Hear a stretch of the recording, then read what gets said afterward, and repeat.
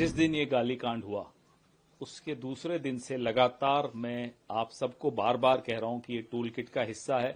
इस tool kit में अगला चरण है कि प्रधानमंत्री बिहार में जाकर रोएंगे और कहेंगे ओ देखो मुझे गाली दे दी। वही हुआ न। कांग्रेस में कोई ऐसा नेता या कार्यकर्ता है जो किसी की मां का अपमान कर सकता है। मैं पूरी उम्मीद है मुझे कि बीजेपी में भी ऐसा नहीं होगा। जो व्यक्ति कहता है मैं नॉन बायोलॉजिकल हूं, वो किसका अपमान कर रहा है?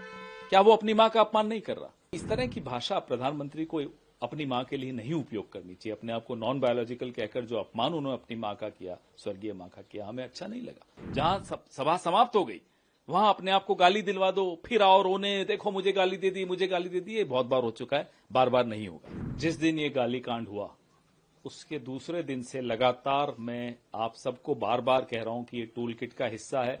इस टूल किट में अगला चरण है कि प्रधानमंत्री बिहार में जाकर रोएंगे और कहेंगे ओ देखो मुझे गाली दे दी। वही हुआ जो कहा मैंने 4 दिन पहले, ये हो रहा है आपके सामने।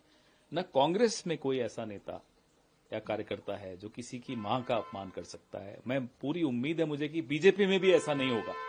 लेकिन जो व्यक्ति कहता है मैं नॉन बायोलॉजिकल हूं, वो किसका अपमान कर रहा है? क्या वो अपनी मां का अपमान नहीं कर रहा?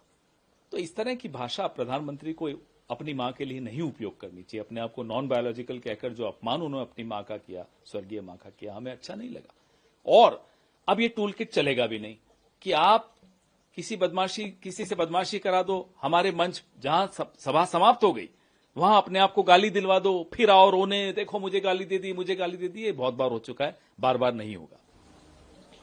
एक और मामला, जब आपने आज सुबह अपनी बात कही, उसके बाद बीजेपी ने प्रेस कॉन्फ्रेंस करी और कहा, राहुल गांधी ने सीधा सवाल पूछा, सोनिया गांधी की भी बात कही कि जो आपके 2 पवन खेड़ा जो है उनके 2 बने हुए हैं वोटर आई कार्ड, उसके बारे में जानकारी थी क्या? इसके अलावा ये भी कहते हैं कि वोट भी 2 जगह डले। ये बीजेपी ने आज मेरे पर आरोप लगाया कि मैंने 2 जगह वोट दिया। अब मैं उन्हें चुनौती देता हूं, लाइए सीसीटीवी फुटेज नई दिल्ली के खंड संख्या 78 काकानगर पोलिंग बूथ का। हम तो सीसीटीवी फुटेज मांग रहे हैं और हम ये भी कह रहे हैं कि बीजेपी अब हलफनामा दायर करे कि पवन खेड़ा ने 2 वोट दिए हैं इस सिलेक्शन में। अब फिर उसके बाद बात करते हैं।